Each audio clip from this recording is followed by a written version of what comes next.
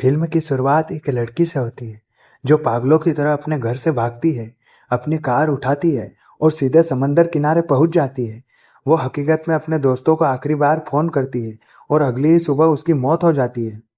हैरान करने वाली बात यह थी कि कातिल का कोई नामो निशान नहीं था। असल में वो किसी इंसान से नहीं बल्कि एक ऐसी अदृश्य ताकत से भाग रही थी जिसे सिर्फ वो देख पाई थी। नमस्कार दोस्तों, आज सिने चर्चा पर हॉलीवुड की मशहूर और डरावनी कहानी इट फॉलोज को समझेंगे। तो इस रहस्यमय कहानी की शुरुआत होती है एनी नाम की एक लड़की से जो अचानक अपने घर से बदहवास हालत में बाहर की तरफ भागती है। उसके चेहरे पर खौफ का वो मंजर था जो किसी ने पहले कभी नहीं देखा था। वह बार बार पीछे मुड़कर देखती है, मानो कोई अदृश्य शैतान उसके पीछे पड़ा हो। वह तुरंत अपनी कार में बैठती है और वहां से तेजी से गाड़ी को भगाती है।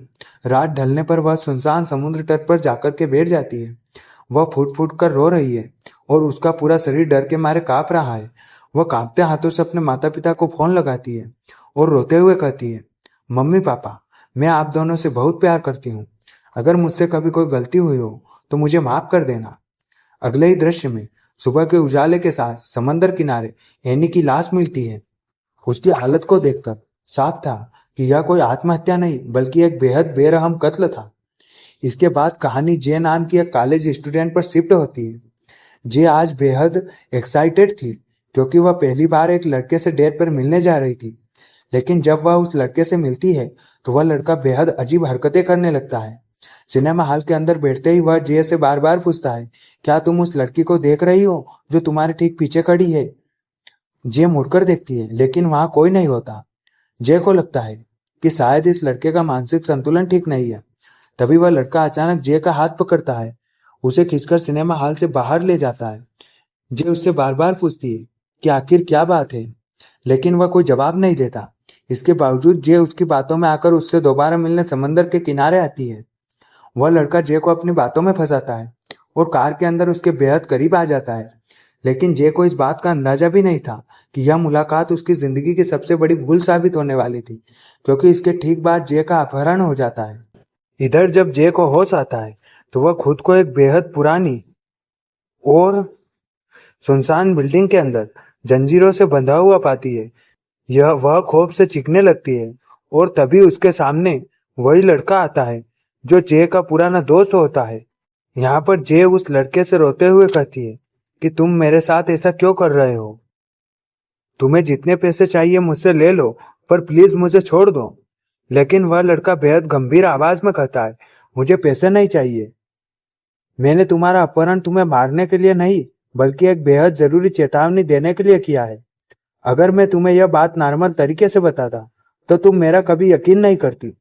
जे हैरान होकर पूछती है कि ऐसी कौन सी बात है जिसके लिए तुमने मुझे अपहरण किया?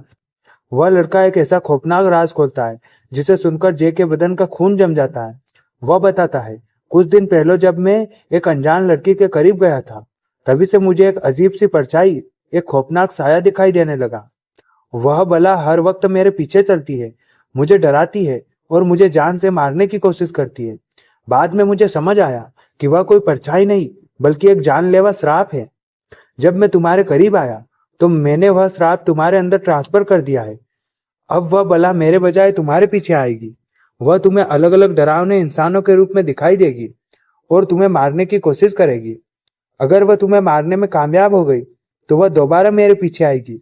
इसलिए बहुत संभल कर रहना और किसी ऐसी जगह मत जाना जहां बाहर निकलने के दो रास्ते हो, क्योंकि ऐसी जगहों पर वह बहुत तेजी से हमला करती है। अगर तुम इस बला से पीछा छुड़ाना चाहती हो तो तुम्हें भी मेरी तरह किसी और के करीब जाकर इस रात को आगे बढ़ाना होगा। शुरुआत में तो जे को यह सब किसी पागल का भद्दा मजाक लगता है, लेकिन तभी उस सुनसान बिल्डिंग की छत पर जे को सचमुच एक बेहद डरावना और अजीब इंसान अपनी तरफ बढ़ता हुआ दिखाई देता है। जे डर के मारे जोर से चीख पड़ती है। इसके बाद वह लड़का जे को उस गाड़ी समेत उसके घर के बाहर छोड़कर गायब हो जाता है। इधर जे के दोस्त उसकी बहन काफी उसके समय से उसके घर न लौटने की वजह से पुलिस में शिकायत दर्ज करा देते हैं। जब वो जे को इस बदहवास और डरी हुई हालत में देखते हैं तो उनकी चिंता और बढ़ जाती है। अब पुलिस मामले की जांच शुरू करती है, लेकिन पुलिस को उस नाम का कोई भी लड़का नहीं मिलता जो जे ने बताया था।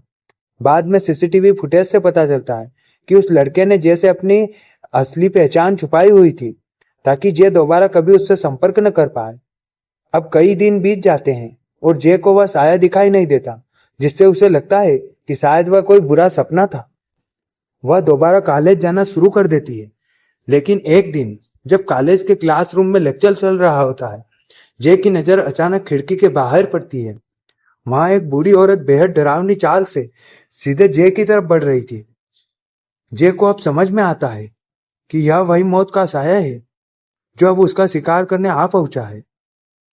अपने क्लासरूम की खिड़की के बाहर उस बूढ़ी औरत को अपनी तरफ बढ़ते देख जे पूरी तरह से घबरा जाती है। वह पागलों की तरह दौड़ती हुई अपने दोस्तों के पास पहुंचती है और उन्हें रोते हुए सब कुछ सच सच बता देती है। जे की हालत देखकर उसकी बहन और सहेली तो उसकी बात पर भरोसा कर लेते हैं, लेकिन उसका दोस्त पॉल इसे महज जे का वहम मानता है। फिर भी जे को इस कदर डरा हुआ देखकर वे कोई जोखिम नहीं उठाना चाहते थे। पॉल यहाँ पर फैसला लेता है कि वह आज की रात जे की सुरक्षा के लिए उसी के घर पर रुकेगा।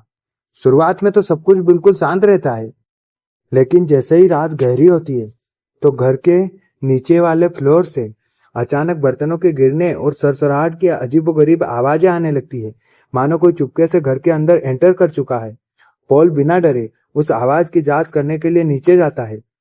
इधर जे अकेले लाउंज में बैठी थी, जो कि बुरी तरह से वहां पर डरी हुई थी। तभी जे को अंधेरे में से एक लड़की पूरी तरह से भीगी हुई उसकी तरफ आते हुए दिखाई देती है। जे तुरंत समझ जाती है कि यह कोई इंसान नहीं बल्कि वही जानलेवा बला है जिसने इस बार एक खूबसूरत लड़की का रूप धर लिया है। भले ही उसका चेहरा सुंदर था, लेकिन उसके चलने का अंदाज और उसकी आंखें रूह कपा देने वाली थी। जे डर के मारे जोर से चीख पड़ती है और ऊपर कमरे की तरफ भागने लगती है। हड़बड़ाहट में सीढ़ियां चढ़ते हुए उसके पैर लड़खड़ाते हैं। वह सामान गिराती हुई जैसे जैसे अपने कमरे में पहुंचती है। जे की चीखें सुनकर पॉल और उसकी बहन भी तेजी से दौड़ते हुए कमरे के अंदर आते हैं। जे डर के मारे दीवार से चिपक कर जोर जोर से चिल्ला रही थी। हैरानी की बात यह थी कि पॉल और उसकी बहन को पूरे कमरे में कोई दिखाई नहीं दे रहा था, लेकिन जे की आंखों के सामने जो मंजर था उसने उसे अंदर तक हिला दिया।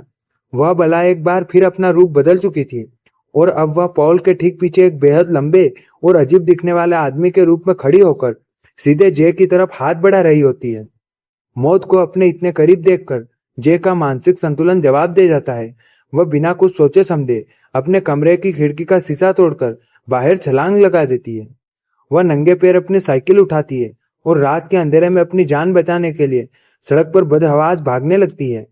वह एक सुनसान पार्क में जाकर बैठ जाती है, जहां उसे एहसास होता है कि उस लड़के ने जो कुछ भी कहा था वह 100% राइट था।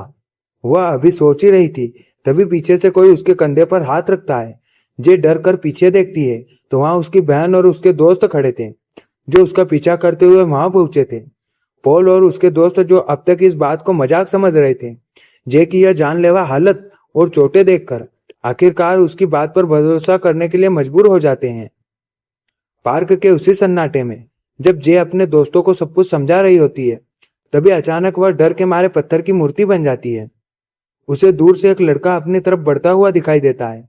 जे को लगता है कि वह अदृश्य बला आ चुकी है, लेकिन इस बार वह लड़का सबको दिखाई दे रहा था। दरअसल वह कोई भूत का साया नहीं, बल्कि जे का पड़ोसी और क्लासमेट था, जो काफी समय से क्लास में और घर के आसपास जे के इस अजीब और डरे हुए बर्ताव को नोटिस कर रहा था। वह उनके पास आता है और बेहद ही हमदर्दी से पूछता है कि क्या तुम लोग किसी बड़ी मुसीबत में हो। यहाँ पर जे और उसके दोस्त बिना कुछ छुपाए उस व्यक्ति से अपनी पूरी दास्तान सुना देते हैं। इनकी पूरी बात सुनने के बाद वह नेबर कहता है कि यदि हमें इस मुसीबत से बाहर निकलना है तो हमें उस लड़के को ढूंढना होगा जिसने इस बला को सबसे पहले देखा था। पूरी बात सुनने के बाद उनका पड़ोसी कहता है कि अगर हमें इस मुसीबत से बाहर निकलना है तो हमें उस लड़के के घर जाना होगा जिसने इन सब की शुरुआत की थी। उसकी बात मानकर जे और उसके दोस्त तुरंत उस लड़के के पुराने पते पर पहुंचते हैं, लेकिन वहां जाने पर पता चलता है कि वह लड़का बहुत पहले से ही वह घर छोड़कर के कहीं पर गायब हो चुका है। वे हार नहीं मानते और उसके सुने घर की तलाशी लेते हैं। वहां उन्हें उस लड़के की एक पुरानी तस्वीर मिलती है, जिससे उन्हें उसके पुराने स्कूल का सुराग मिल जाता है।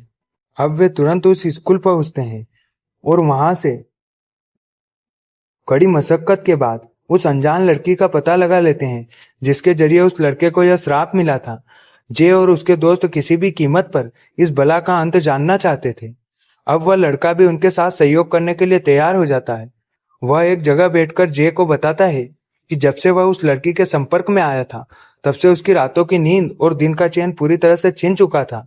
उसकी नौकरी चली गई और उसकी जिंदगी पूरी तरह से बर्बाद हो गई। उसने कसम खाई थी कि वह अपनी वजह से किसी और मासूम को खतरे में नहीं डालेगा, लेकिन एक दिन डर के मारे वह टूट गया और उसने जे को फंसाने का प्लान बना लिया। वह जे से साफ कहता है, अगर तुम्हें अपनी जान बचानी है तो तुम्हें भी किसी और को ढूंढना होगा। यह सुनकर जे और उसकी सभी दोस्त गहरी सोच में डूब जाते हैं। वे सोचते हैं कि अपनी जान बचाने के लिए क्या किसी और की जान को दांव पर लगाना ठीक होगा। इसके बाद वे एक शांत समंदर के किनारे पर जाते हैं और वहां पर बैठकर वे आपस में चर्चा करते हैं कि इस समस्या का समाधान निकालने के लिए क्या उन्हें पुलिस की मदद लेनी चाहिए या किसी शैमन को बुलाना चाहिए। वे अभी बात कर ही रहे होते हैं कि अचानक जे को वही बला दोबारा दिखाई देती है, जो इस बार फिर से एक खूबसूरत लड़की के रूप में बदल चुकी थी। इससे पहले कि जे वहां से भाग पाती, वह अदृश्य लड़की अचानक से जे के बाल पकड़कर उसे हवा में ऊपर की तरफ खींचने लगती है। जे के सभी दोस्तों को यह देखकर झटका लगता है कि जे के बाल बिना किसी इंसान के ऊपर की तरफ खींच रहे हैं। पॉल तुरंत अंदाजा लगाता है कि अगर बाल इतनी ऊपर खींच रहे हैं तो वह बला जे के ठीक बगल में खड़ी होगी। पाल को वह दिखाई नहीं दे रही थी, लेकिन वह सिर्फ अंदाजे से पास रखी एक भारी कुर्सी उठाता है और पूरी ताकत से अदृश्य हवा में दे मारता है। पाल का यह वार सीधे उस बला को जाकर के लगता है, जिससे वह गुस्से से पागल हो जाती है। पॉल के कुर्सी मारने से वह बला इतने भयानक गुस्से में आ जाती है कि वह जे को छोड़कर पास पड़ी एक भारी बॉल उठाती है और उसे पूरी ताकत से पानी के अंदर फेंक देती है। समंदर के किनारे खड़ी सभी दोस्त खौफ से कांप उठते हैं, क्योंकि उन्होंने अपनी आंखों से देखा कि कैसे एक अदृश्य ताकत उनके सामने तबाही मचा रही है। बॉल फेंकने के बहाने ही सही, उस बला ने कुछ पलों के लिए जे के बालों को छोड़ दिया था। अपनी जान बचाने के लिए वे सभी दौड़कर बीच पर बने एक छोटे से कमरे के अंदर घुस जाते हैं और दरवाजा अंदर से लॉक कर लेते हैं। लेकिन तभी कोई बाहर से उस मजबूत दरवाजे को बेरहमी से पीटने और तोड़ने की कोशिश करने लगता है। वे घबराकर खिड़की से नीचे झांकते हैं तो वहां उनका वही पड़ोसी खड़ा था, जो चिल्लाकर कह रहा था कि बाहर कोई नहीं है, तुम लोग दरवाजा खोलो। लेकिन इससे पहले कि वे बाहर आते, वह लड़का अचानक उनकी आंखों के सामने एक छोटे बच्चे के रूप में बदल जाता है। यह देखकर उनके होश उड़ जाते हैं कि वह पड़ोसी नहीं, बल्कि वही रूप बदलने वाली बला थी, जो अब किसी छोटे बच्चे का रूप धरकर उनकी तरफ बहुत तेजी से झपटती है। उस जानलेवा बच्चे से बचने के लिए वे तुरंत कमरे का दूसरा दरवाजा खोलते हैं और बाहर की तरफ भागते हैं। जे, जो इस सबसे ज्यादा डरी हुई थी, बिना एक पल गवाए खड़ी कार के अंदर बैठती है, इंजन स्टार्ट करती है और पागलों की तरह गाड़ी भगा देती है। उसके दोस्त पीछे से चिल्लाते हुए उसे रोकने की कोशिश करते हैं, पर जे इस वक्त किसी की सुनने की हालत में नहीं थी। इसी बीच हम देखते हैं कि वह अदृश्य बला बहुत धीमी रफ्तार से कार के पीछे चल रही थी। इस मंजर से उस शैतान की सबसे बड़ी कमजोरी साफ हो जाती है। वह बला कभी भी तेज नहीं भाग सकती थी, वह हमेशा इंसानी चाल से धीरे धीरे ही आगे बढ़ती थी। यही वजह थी कि वह अपने शिकार तक पहुंचने में हमेशा थोड़ा वक्त लेती थी। इधर कार के अंदर जे की दिमागी हालत इतनी खराब हो चुकी थी कि उसके अपने दोस्तों की आवाजें भी उसे सुनाई नहीं दे रही थी। डर के इस माहौल में उसका ध्यान ड्राइविंग से पूरी तरह से भटक जाता है। अचानक सामने से आती एक दूसरी कार से उसकी भिड़ंत होने ही वाली थी कि जे घबराहट में जोर से स्टीयरिंग मोड़ देती है। कार सड़क से उतरकर सीधे एक गहरे खेत में जा गिरती है और एक भयानक एक्सीडेंट हो जाता है। इसके बाद सीन सीधे अस्पताल पर शिफ्ट होता है, जहां जे का गंभीर हालत में एडमिट होती है। अस्पताल के बेड पर वह अभी भी खौफ से कांप रही होती है और रो रही थी। उसका वही पड़ोसी जो जे को बेहद प्यार करने वाला था, जे की यह हालत देखकर अंदर से टूट जाता है। वह जे के पास बैठता है। उसका रोज रोज के इस मानसिक टार्चर और जानलेवा डर से तंग आ चुकी जे शुरुआत में तो अपने पड़ोसी के इस आत्मघाती प्रस्ताव के लिए राजी हो जाती है। वह उसके बेहद करीब आकर अपनी जिंदगी का वो सबसे बड़ा खौफनाक कर्ज उस लड़के के नाम ट्रांसफर कर देती है। लेकिन जैसे ही यह प्रक्रिया पूरी होती है, जे को अंदर ही अंदर एक गहरा पछतावा होने लगता है। उसे इस बात का अब एहसास होता है कि अपनी जान बचाने के लिए उसने एक ऐसे मासूम की जिंदगी को मौत के मुंह में धकेल दिया जो उससे बेपनाह मोहब्बत करता था। वह रोते हुए उससे माफी मांगती है, लेकिन वह नेक दिल लड़का जे के आंसू पोंछते हुए उसे दिलासा देता है और कहता है, तुम घबराओ मत जे, मुझे कुछ नहीं होगा, मैं उस बला से निपटना जानता हूँ। लड़के की इस ईमानदारी और फिक्र को देखकर जे के दिल में उसके लिए प्यार और इज्जत और भी ज्यादा बढ़ जाती है। कुछ दिन चैन से बीत जाते हैं। जय का इलाज पूरा होता है और वह सही सलामत अपने घर लौट आती है। एक शाम जय अपने कमरे की खिड़की के पास बैठी हुई थी। वह खिड़की से बाहर देखते हुए अपने पड़ोसी के घर की तरफ नजर डालती है और पुरानी बातों को सोच रही होती है। तभी अचानक उसे सड़क के कोने पर एक अजीब और डरावनी आकृति चलती हुई दिखाई देती है। ध्यान से देखने पर जय के पैरों तले जमीन खिसक जाती है। वह कोई और नहीं बल्कि वही रूप बदलने वाली अदृश्य बला थी जो इस बार सीधे उसके पड़ोसी के घर की तरफ बढ़ रही थी। वह शैतान उस लड़के के मुख्य दरवाजे पर पहुंचता है और उसे बेरहमी से खटखटाने लगता है। जय तुरंत अपना फोन उठाती है और पागलों की तरह अपने पड़ोसी का नंबर डायल करती है ताकि वह उसे चेतावनी दे सके कि दरवाजा भूलकर भी न खोले। लेकिन यहाँ बदकिस्मती से वह लड़का उसका फोन नहीं उठाता। तभी वह बला दरवाजे को छोड़कर सीधे खिड़की का शीशा तोड़ती है और घर के अंदर दाखिल हो जाती है। यह देखकर जे बिना एक पल गवाए उस लड़के की जान बचाने के लिए अपने घर से बाहर भागती है। वह उसके घर पहुंचकर दरवाजे पीटती है, लेकिन अंदर से कोई जवाब नहीं आता। आखिरकार जे उस टूटी हुई खिड़की के रास्ते घर के अंदर जाती है। जैसे ही वह उस लड़के के बेडरूम के पास पहुंचती है तो वहां का नजारा देखकर उसकी चीखें निकल जाती है। वह बला इस बार जे की अपनी सगी माँ का रूप धरकर खड़ी थी और लड़के के कमरे का दरवाजा खटखटा रही थी। जे पूरी ताकत से चिल्लाती है, खबरदार, अगर तुमने उसे छूने की भी कोशिश की तो मुझसे बुरा कोई ना होगा। जे चिल्ला चिल्ला कर अपने पड़ोसी को आवाज देती है कि दरवाजा मत खोलना, लेकिन अंदर मौजूद लड़का समझ नहीं पाता। वह जैसे ही दरवाजा खोलता है, वह आदमखोर बला एक जंगली जानवर की तरह उस पर झपटती है और पलक झपकते ही उसे तड़पा तड़पा कर मौत के घाट उतार देती है। अब जे इस सदमे से पूरी तरह टूट जाती है, क्योंकि उस मासूम की मौत उसी की वजह से हुई थी। उस नेक दिल पड़ोसी की मौत के बाद जे का पूरा वजूद बिखर जाता है। वह इस गहरे सदमे और आत्मग्लानि में डूब जाती है कि अपनी जान बचाने की चाहत में उसने एक बेगुनाह को मौत के मुंह में धकेल दिया। लेकिन अब रोने का वक्त ही नहीं था। उस लड़के के मरते ही वह जानलेवा सांप वापस घूमकर सीधे जे के ऊपर आ चुका था। अब वह भला फिर से जे की तलाश में निकलने वाली थी। इस भयानक डर के साए में जे पूरी रात अपने घर से बाहर सड़क पर जागकर गुजारती है।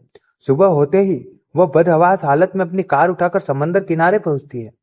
वहां बीच पर 3 अनजाने लड़कों को मस्ती करते देख एक पल के लिए जे के मन में पाप आता है कि क्यों न वह इनके करीब जाकर अपना यह मौत का कर्ज इन्हें ट्रांसफर कर दे। लेकिन तुरंत उसका जमीर जाग उठता है। वह समझ जाती है कि अपनी जान के लिए दूसरों की बलि देना एक घिनौना अपराध है। वह वापस अपने घर लौटती है और खुद को एक अंधेरे कमरे में लॉक कर लेती है। उसका बचपन का सच्चा दोस्त पॉल, जो जे से बेहद प्यार करता था, जब जे की यह हालत देखता है तो उसका दिल भी एक बार के लिए रो पड़ता है। वह जबरदस्ती कमरे का दरवाजा खोलता है और जे को गले से लगा लेता है।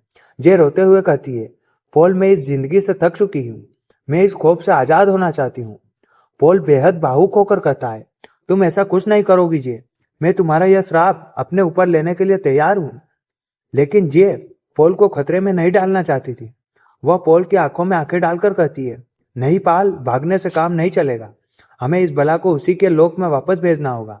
हमें इसे जान से मारना होगा। अब जे एक खतरनाक प्लान बनाती है और अपनी बहन तथा दोस्तों को साथ लेकर अपने पुराने स्कूल के इंडोर स्विमिंग पूल की तरफ निकल पड़ती है। उनका प्लान इस अदृश्य बला को पानी के अंदर खींचकर बिजली के झटके से मारना था।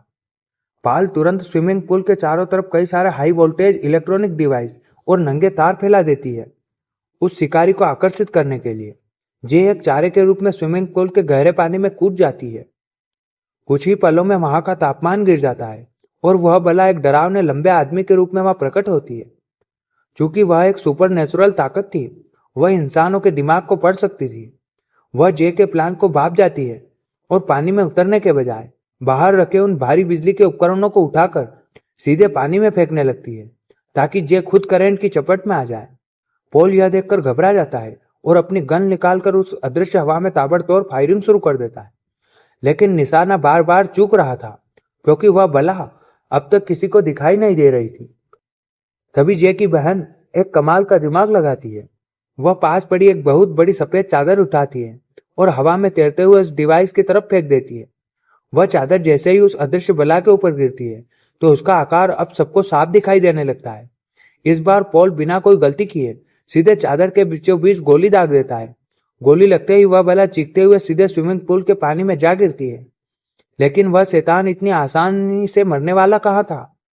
पानी के अंदर वह अदृश्य हाथों से जे के पैर को दबोच लेती है और उसे गहरे पानी में खींचने लगती है।